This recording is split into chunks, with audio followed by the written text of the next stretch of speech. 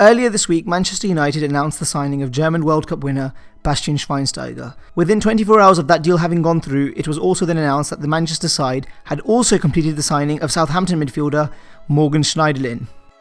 Something that didn't go down too well with Arsenal fans. There wasn't much coverage leading up to this deal, so a lot of credit needs to be handed to Woodward and the United transfer team. Great business for United, but is it really that bad for Arsenal? Let's take a look. Let's not take anything away here. This is some fantastic business for Manchester United. Both players will add real quality and completely transform that United midfield, probably one of the major reasons why so many Arsenal fans were not so happy with this deal. Having been with Southampton since he was an 18-year-old, Schneiderlin has made a name for himself in the Premier League over the last couple of seasons.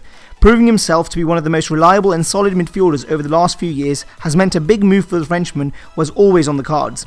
After having signed Schweinsteiger, many thought this was the chance for Arsenal to come in for the Southampton man. However, as we've seen, this was not the case. There is no questioning a quality defensive midfielder is essential in this current Arsenal setup, with Coquelin the current priority. Coquelin had a fantastic end to last season and proved exactly why top quality is needed in that position. I don't think many Arsenal fans are questioning the Frenchman's ability, and if they are, I think they need to rethink. It was more so about bringing in sufficient cover for Coquelin and, if possible, a replacement of even better quality. Schneiderlin's style of play and French nationality meant that many Arsenal fans had already mentally considered him one of us. Having said all this, Arsenal's current options for the same role consist of Mikel Arteta and Matthew Flamini, who, if we're being honest, are probably not good enough to sustain a title challenge. Hoping that Coquelin stays fit for the whole of the next season is a massive gamble from the club, but we must also bear in mind, have Arsenal and Arsene Wenger not got something else planned? If we are to look at the Schneiderlin deal closely, many fans complained about the fees involved once he had made his move to Manchester.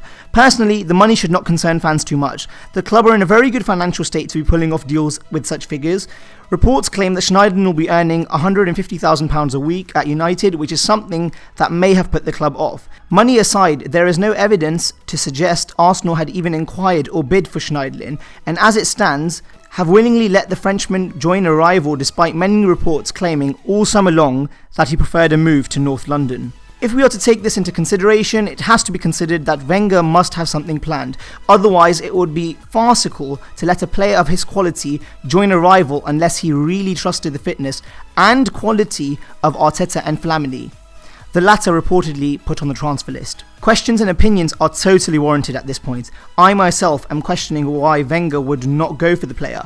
However, any such abuse and Wenger out campaigns are probably a little premature considering there is still a long summer to go. Not to forget, we already pulled off the signing of a world-class goalkeeper, Petr Cech, quite early on too. Considering that some of the bigger deals also occur late on, something as Arsenal fans know all too well from the summer of 2013, there is time yet.